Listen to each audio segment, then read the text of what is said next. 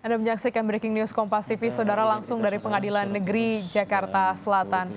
Yang Anda saksikan saat ini adalah situasi terkini dari ruang sidang utama dengan terdakwa Arif Rahman, ya kan. Agendanya adalah mendengarkan keterangan ahli digital forensik dan juga ahli hukum pidana pada hari ini.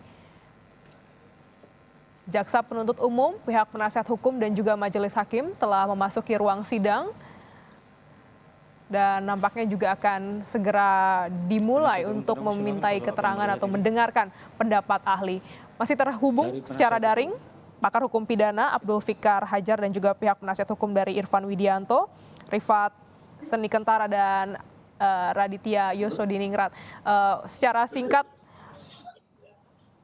Mas Radit atau Bang Rifat ini bisa menjelaskan apa yang menjadi harapan untuk persidangan pada hari ini untuk terdakwa Irfan Widianto?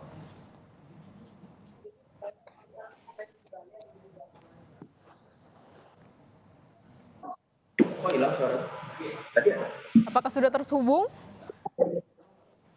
Halo. Mas Radit, silakan. Ya, secara singkat, harapannya untuk sidang hari ini?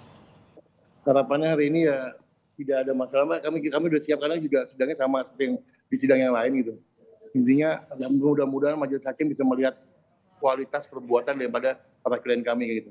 Kualitas perbuatan mereka di mana letaknya, tidak ada mens rea, tidak ada niat jahat, dan tidak ada maksud tidak ada, dan tidak ada juga bentuk yang didakwakan, perbuatan yang didakwakan. Baik, itu kita harapkan juga ada keadilan untuk para terdakwa dalam kasus perintangan penyidikan ini. Ke pakar hukum pidana, Pak Fikar, apa yang bisa kita cermati setidaknya untuk sidang untuk terdakwa Arif Rahman yang saat ini sudah dimulai, ada ahli digital forensik dan ahli hukum pidana yang akan dimintai keterangan pada pagi hari ini?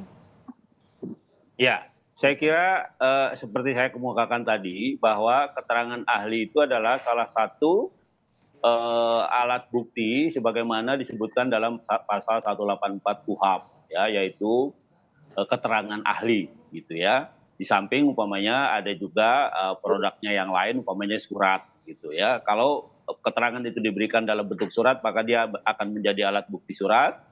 Dan kalau diberikan langsung keterangannya, maka dia akan berkedudukan sebagai keterangan ahli. Ya, alat bukti itu di pengadilan ada keterangan saksi, keterangan ahli, alat bukti surat, ya, keterangan terdakwa dan petunjuk gitu. Nah, keterangan ahli ini merupakan alat bukti yang signifikan juga, ya, karena akan membantu pengadilan ketika akan menjatuhkan putusan, putusannya menjadi tepat. Meskipun umpamanya ada pendapat yang berbeda dari beberapa ahli yang seperti yang kemarin berlainan gitu ya. Nah, ini yang menurut saya mereka menggunakan masing-masing teorinya gitu ya. Dia mengambil teori yang mana sehingga akan ada perbedaan pendapat gitu biasanya tentang satu hal itu karena tadi pendekatan teorinya. Tidak ada istilah keterangan palsu buat seorang ahli ya, yang ada itu perbedaan pendapatnya karena ada perbedaan pendekatan ya, pendekatan teorinya sehingga bisa berbeda ketika dikemukakan di satu persidangan. Begitu, Mbak. Baik, kita harapkan nanti kita ikuti juga bagaimana jalannya sidang untuk mendengar bagaimana pendapat ahli terkait dengan kasus ini.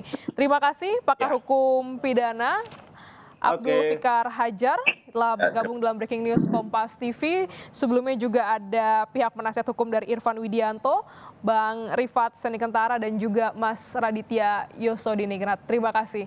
Terima kasih. Ya, selamat bersidang. Sehat semuanya ya.